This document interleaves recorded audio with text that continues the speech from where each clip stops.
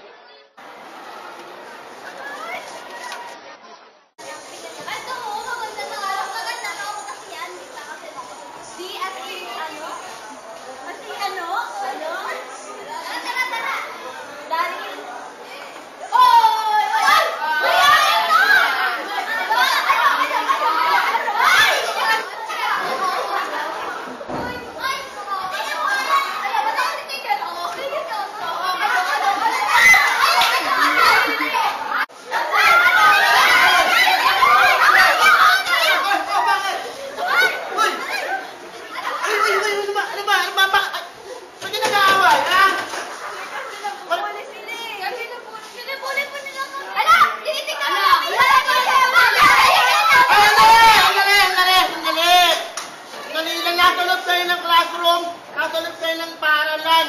Hindi dapat ginagawa yan.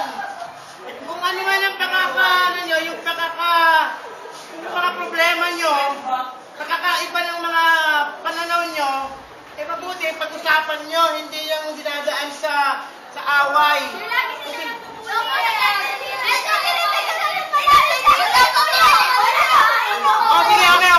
Sige.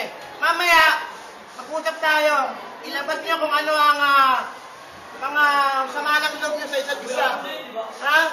Yung mga sama ng loob niyo, ilabas niyo mamaya. Pag-usapan natin yan. At dapat maging prangka kayo. Hindi yung, kasi yung nangyayari, meron kayong tinatago sama ng loob at pagka medyo nagkaroon ng pagkakamali, balik na naman sa dating away. So, magpatawaran na lang kayo, magbati kayo. Kailangan magmahalan kayo bilang magkakaklase.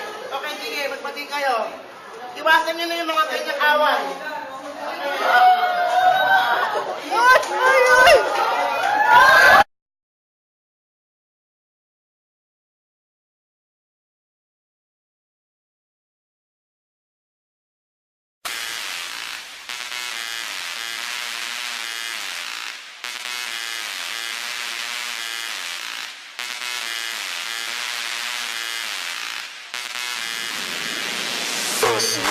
And then just ask me to write under my satisfaction. And then just hurt me to write my satisfaction.